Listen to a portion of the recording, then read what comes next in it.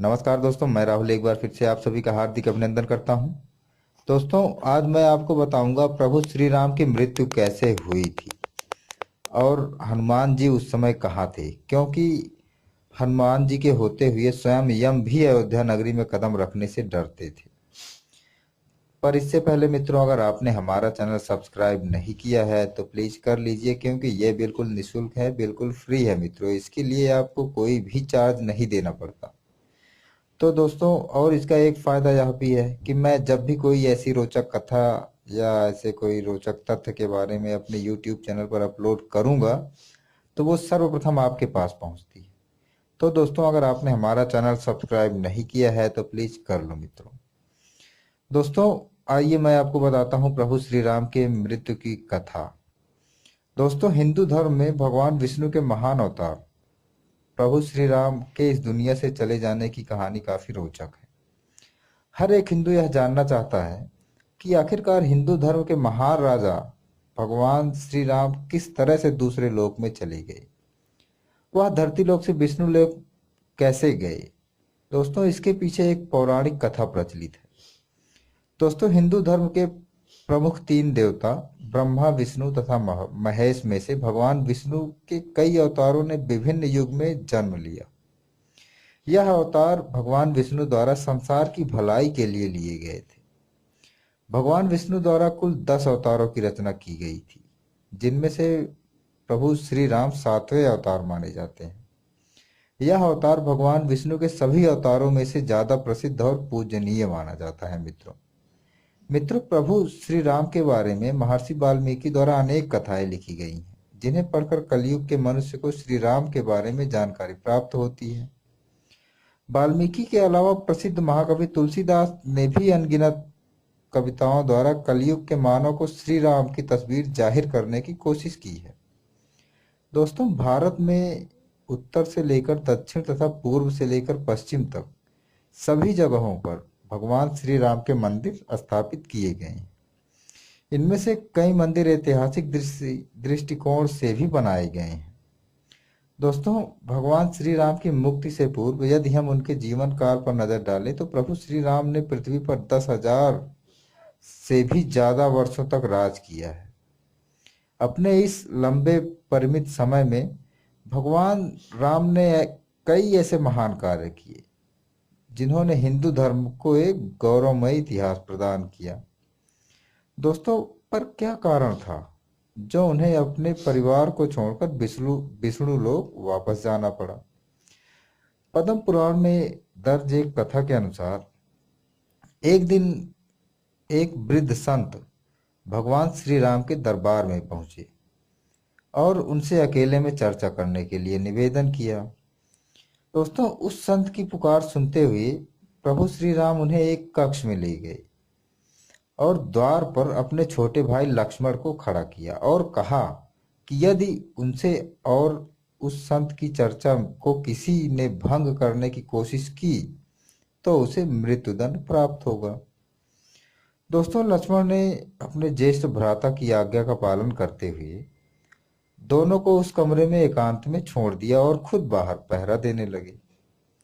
दोस्तों, वह संत कोई और नहीं बल्कि विष्णु लोक से भेजे गए काल देव थे, जिन्हें प्रभु राम को यह बताने के लिए भेजा गया था कि धरती पर उनका जीवन पूरा हो चुका है और अब उन्हें अपने लोक वापस लौटना होगा।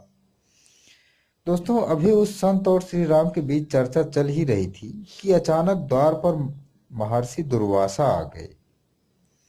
उन्होंने लक्ष्मण से भगवान राम से बात करने के लिए कक्ष के भीतर जाने के लिए निवेदन किया, लेकिन श्री राम की आज्ञा का पालन करते हुए लक्ष्मण ने उन्हें ऐसा करने से मना कर दिया। दोस्तों, ऋषि दुर्वासा हमेशा से ही अपने अत्यंत क्रोध के लिए जाने जाते हैं, जिनका खामियाजा हर किसी को भुगतना पड़ता है, यहाँ तक कि स्वयं श्री राम को भी। दोस्तों, लक्ष्मण के बार बार मना करने पर भी ऋषि दुर्वासा अपनी बात से पीछे ना हटे और अंत में लक्ष्मण को श्री राम को श्राप देने की चेतावनी दे दी। अब बेचारे लक्ष्मण को चिंता सताने लगी। वह समझ नहीं पा रहे थे कि आखिरकार अपने भाई की आज्ञा का पालन करें या फिर उन्हें श्राप मिलने से बचाएं।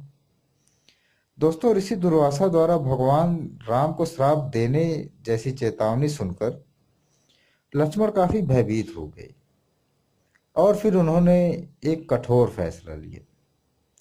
दोस्तों, लक्ष्मण कभी नहीं चाहते थे कि उनके कारण उनके भाई को किसी भी प्रकार की हानि पहुंचे, इसलिए उन्होंने अपनी बलि देने का फैसला किया।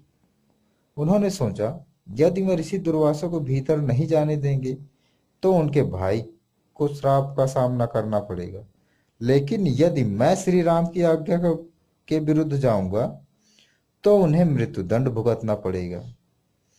दोस्तों, लक्ष्मण जी को यही सही लगा। वह आगे बढ़े और कमरे के भीतर चले गए। लक्ष्मण को चर्चा में बाधा डालते देख श्री राम भी धर्म संकट में पड़ गए। अब एक तरफ अपने फैसले से मजबूर थे और दूसरी तरफ भाई के प्यार से निसहाय थे। दोस्तों, उस समय श्री राम ने अपने भाई को मृत्युदंड देने के स्थान पर राज्य एवं देश से बाहर निकल जाने के लिए कहा। दोस्तों, उस युग में देश निकाला मिलना मृत्युदंड के बराबर ही माना जाता था। मित्रों, लेकिन लक्ष्मण जो कभी अपने भाई राम से कभी एक क्षण भी नहीं रह सकते थे, उन्होंने इस दुनिया को छोड़ने का निर्णय लिया। वह सरयू नदी के पास गए और संसार से मुक्ति पाने की इच्छा रखते हुए वह नदी के भीतर चले गए।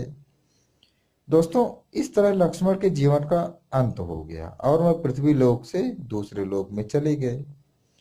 दोस्तों, लक्ष्मण के सरयू नदी के अंदर जाते ही वह अनंत शेष के अवतार में बदल गए और विष्णु लोक वापस चले गए।